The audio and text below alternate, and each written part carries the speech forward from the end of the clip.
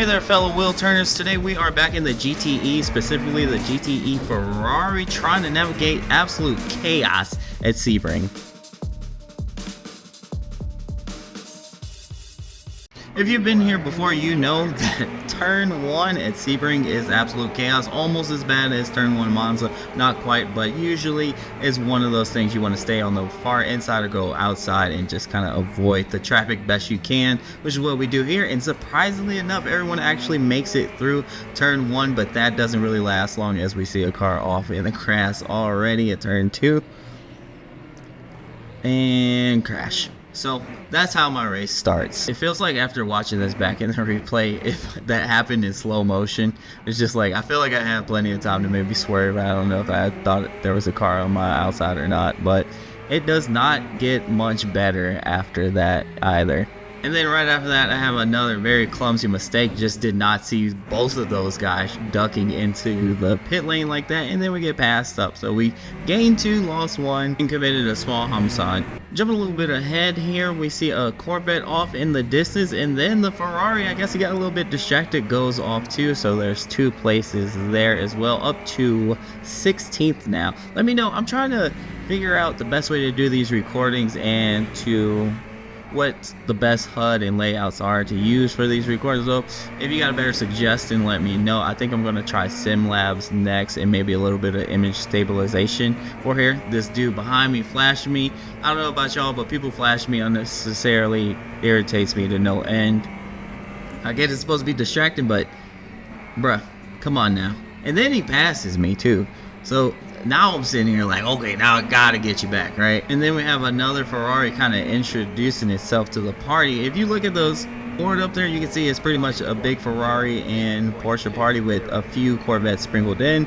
I'm trying to go to the inside here, and he just sticks to the inside as well. Locks up just a little bit, gives me some space to maybe creep. Not really much to do with there. We're kind of going back and forth, back and forth. I could not get my turning right there. Ran into him a little bit. I backed off a little bit just to give him the space back to say, hey, I realized that was my fault.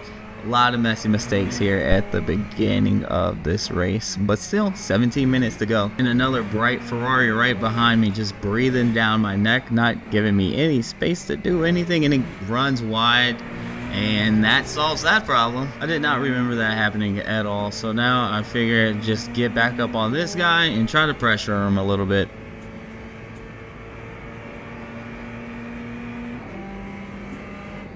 Coming around this long bumpy turn, we see a Porsche gone off to the left there, and then we get a little jump scare of a Corvette. It gives me a bit of a shake. Probably would have been okay if we just stuck it through. Jumping 3 laps ahead, coming up to turn 1, we see a right there green Porsche coming back on and scares the sweet bejesus out of us, putting us up to P14. We are starting to catch up to that pack in front as well, just making good time. I think they started to fight a little bit, and the plan from here is just to put the laps down, be consistent, and keep moving forward. 9 minutes to go. We actually have finally caught up to the pack ahead. We are in P13, and then we get gifted another place. There's somebody just getting a little bit loose, and now that puts us up to P12, to where we can kind of focus back in. Right up ahead is our arch nemesis that made that nice pass on us a few laps ago.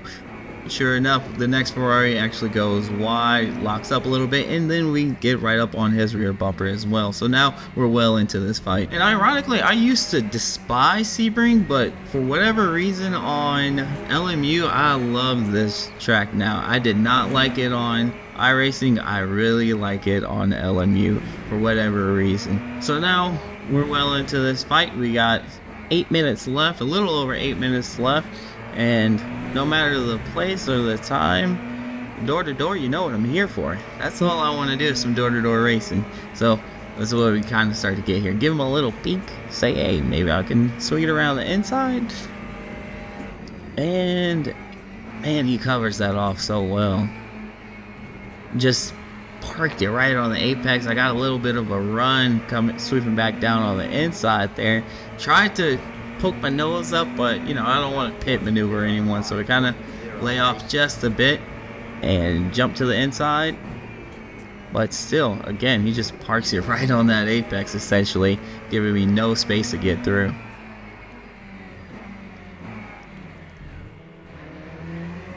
And that Again, that same turn two, I guess it is, having issues just finding my breaking point. I was experimenting with doing a little after the 300 marker there, a little before, and just couldn't quite nail it until towards the end of the race. Some track limits, but it's no big deal. Still making it through here. Looking around, trying to see where we're at relative to the cars in front and behind. You can see we're now at a half second. We've dropped the other Ferrari off just a tad bit.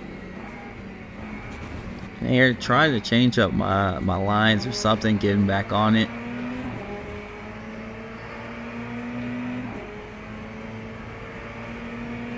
He goes wide, it stays super narrow. Jump back in, just because I figured that Aston Martin was going to make it hard for everyone involved. And then he does it. He made it easy. He made it easy. You hate to see it. Again, here I actually dropped down to neutral there for a second because I was still just struggling with finding the right braking point. Try to engine brake a little bit.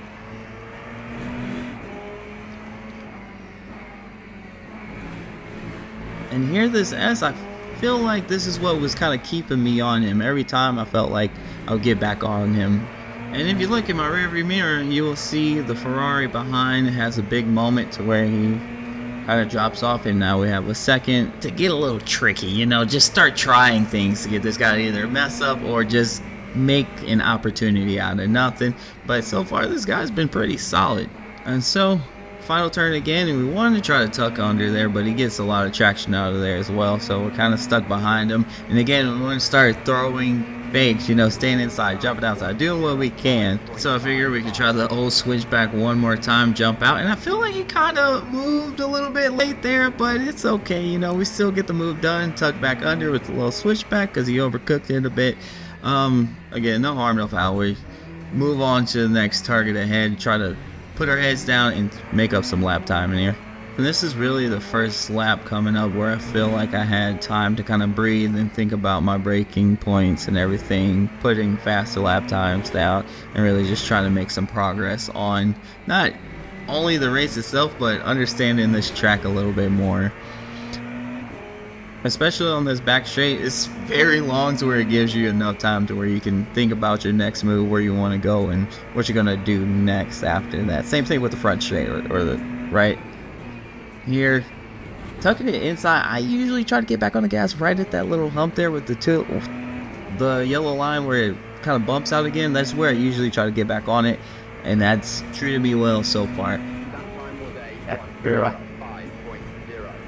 And still, that was a slower lap, but again, we're learning. I'm literally learning this track as I go, kind of. See, break it a little bit later, and I can finally see that other Ferrari off in the distance there up ahead. So as soon as you see the other cars ahead, you start getting motivated, you know. You're like, I can catch him, only 4 minutes to go, but I can catch him. Jumping in just 30 seconds ahead, and we can see coming into the final corner, more chaos gives us 2 and 3 more places. The Corvette here gives me a little rear end tap that looked pretty intentional to me. It looked like he was trying to pit me unsuccessfully. Maybe he was trying to jump over and defend early, but that one looked a little intentional to me. Probably I went back and looked at it. It was not intentional, I don't think, but I did see that he had a lot of jerky movement, so I think he was actually on controller and just him trying to get alongside as close as he could. He kind of just overdid a little bit and tapped me a little bit. So again, it wasn't a big deal. We made it through it. And if you look down to your left, you can see the next car up is 14 seconds up the road, and it's actually a back marker, and the car after that is 20 seconds up the road. So with 2 minutes and 40 seconds left, it's probably not likely that we're going to catch up. So it's kind of an open road, and you see the Corvette is rapidly falling back. Put a second and a half on him, and that's steadily climbing. And I'm like, you know, there's been a lot of crashes so far. Maybe I'll get lucky with another one. And you know what? That time was a 1:04.61.